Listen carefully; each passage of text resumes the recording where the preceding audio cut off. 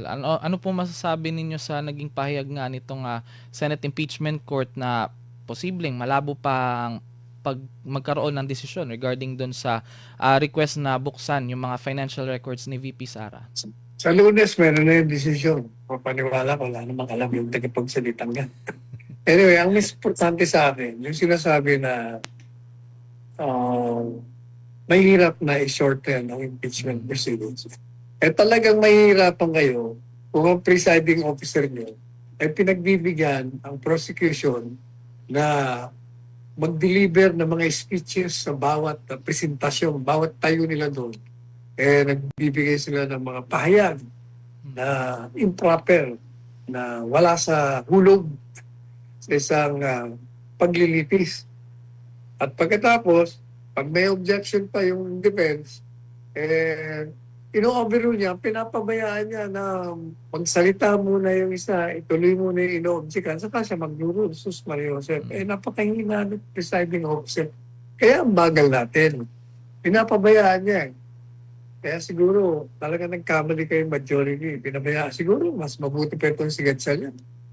Kaya natutuwa naman tayo dito kung Gatchalian at nagiging very active. Pero meron pa akong mungkay sa inyo. Mr. Gatchalian. Mr. Senate President, kaya naman ang Senate President Pag nakita niyo mali niyo, ano niyo kagad? Tawagan niyo ng pansin, tapos bigay niyo sa pangkapulungan, yung majority at desisyon ng kagad. At hindi niyo na dapat pinapayagan ang sino man, anumang bahagi ng dalawang yan. Pag mali ang kanilang galaw at labag sa orderly proceeding, at ang ginagawa ay propaganda, itigil nyo na at the start, at the very inception, itigil nyo na. Hindi yung nangyayari, kagaya ng isang araw. Sakala kayo nagreklamo nung nangyari na. Basta ako na pa kami dito sa SMNA, napunahin yung mga ginagawa niyong mali bago kayo nagsalita. Nabanggit nga ni Senator Cayetano doon sa kanyang pahayag nung nakaraan na dapat hindi or yung konektado kay Pangulong Ferdinand Marcos Jr. ito nga si Secretary Vince Dizon na nooy naabsuelto na nga dito sa kasong ito, pero parang pilit na binubuksan ulit, iniimbestigahan ulit itong isyong ito. Ano pong masasabi niyo, Attorney Sal? Unang-una, gaya na sinabi ko, yung mga reklamo nila kay Matibag, yung mga senador na ini-intimidate sila, hindi i-contempt ninyo kung kayo ay pinipresyo o tinatakot para maganda ang kanyang pagtayo sa impeachment court at maging malambot kayo. So, ano pang ginagawa niyo?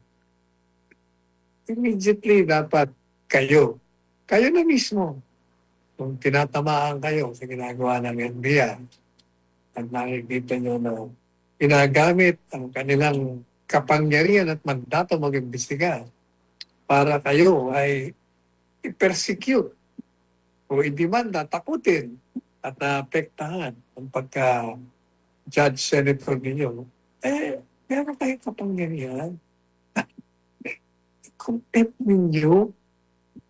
Pagdating naman doon sa investigasyon na sinasabi, unang-unang pagkakalam ko na investigahan na yan, yung tiyalan. Pangalawa, yung sinasabi ni Matibang na imbestigahan niya rin si Dizon, di ba? Sinabi niya yun? Yes, Attorney. Para to justify na, hindi lang naman si Alan. Pati si imbestigahan ko rin si Dizon. Mo, Malacanang na mismo nagsasabi, hindi, naimbestigahan niya. Naimbestigahan na yan, absuelto na nga yan. Bakit? Kaya nagkakaletsi-letsi tuloy yung mga depensa nila Pareho kayo ng prosecution. Nagkakaloko-loko, mga presentasyon nila. Ayan. Attorney Sal, sa ibang issue po, meron po akong gustong hingin sa inyo na komento kasi nga kahapon din nag-viral din itong post ng artista nga si Angel Locsin regarding nga dun sa pahayag ni Senator Judge Robin Padilla na siya ay naging isang komunista. Kaya sinita ni Angel Locsin si Senator Robin Padilla sa isang social media post matapos itong sabihin na isa siyang komunista. Ayon sa aktres, natuwa siyang naging tapat si Padilla sa kanyang panindigan. Pero kinwestiyon niya ito kung bakit hindi ito nagsalita nung umano'y nire-red tag siya. Tinanong din ng aktres kung bakit tila mas ipinagtatanggol pa umano ng senador itong si Pastor Apollo Sikibuloy na at kinwestiyon ang posisyon nito kaugnay sa China at binigyan din niya na ang pananagutan ng mga opisyal ay dapat para sa sambayan ng Pilipino. Sa kanyang pahayag, nilinaw naman ni Padilla na ang tinutukoy niyang komunismo itong konsepto ng pagkakapatiran, malasakit sa kapwa at pantay na pamamahagi ng yaman at hindi yung armadong pakikibaka. Iginit din niyang hindi salungat ang kanyang paniniwala sa kanyang pananampalatayang Muslim, pagiging reservist ng Philippine Army at suporta sa kapayapaan ng bansa. Ano pong inyong, what's your take on this po, Attorney Sal? Unang-una, yung sinasabi ni Senator Robin na komunista siya, ay hindi masama yun. Hindi yata naiintindihan nitong artista kung ano talaga ang ibig sabihin ng komunista. Number one, isang political at social ideology ito kung saan ang konsepto nito, lahat ng mga kayamanan ng bansa dapat ang nagmamayari ang pangkalahatan. Yun ang concept noon. Madalit sabi, socialist, maganda, pantay-pantay ang lahat. Yung komunismo ay isang concept na ideal. Pero mukhang sa tingin ko, hindi nyo makakamit yun. Kasi ideal nga eh. Parang the impossible dream. Kaya lang, yung mga sumusunod nito ay pinipilit mo lang na sana mangyari sapagkat makakabuti sa sangkatauhan. Hindi mo masama ang maging komunista. Kasi nga, kung alam niyo ang meaning ng komunista, hindi niyo ba alam na si Jesucristo ang unang socialist na tinatawag kasi gusto niya pantay-pantay ang pagtrato sa lahat. Yun din ang concept ng communism or socialism. O, bibigyan kayo ng halimbawa bakit hindi masama. Hindi ba dati, yung maging miyembro ka lang ng Partido Komunista, Communist Party of the Philippines, isang krimen na. Tinanggal na ho yan. Tinanggal na yan sa ating statute, sa ating mga batas. Hindi na ho ngayon isang krimen ang maging miyembro ng Communist Party of the Philippines. Ano ho ba ang paglabag o krimen?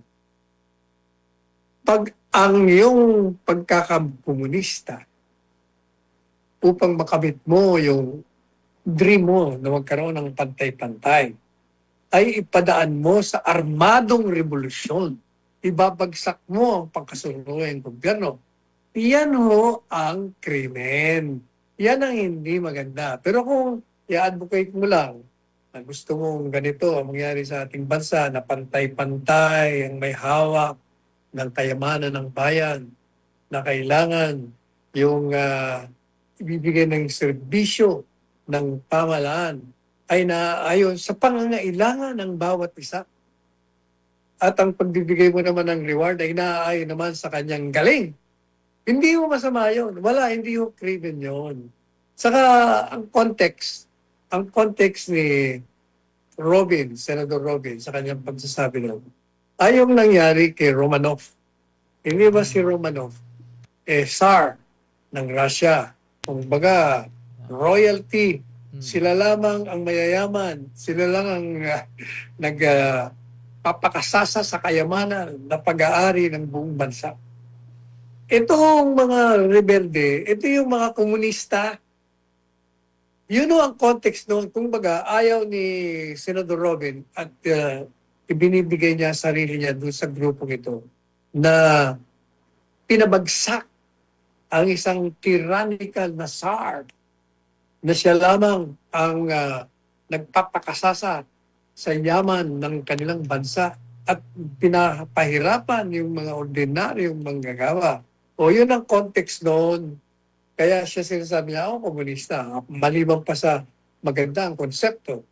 Ako, hindi ako kasama dun sa ginawang krimen dito. Kasi ngayon ako dito sa ating bansa, ang krimen na tinatawag, pag ikay komunista, kung gawin mong armado ang iyong filosofiya.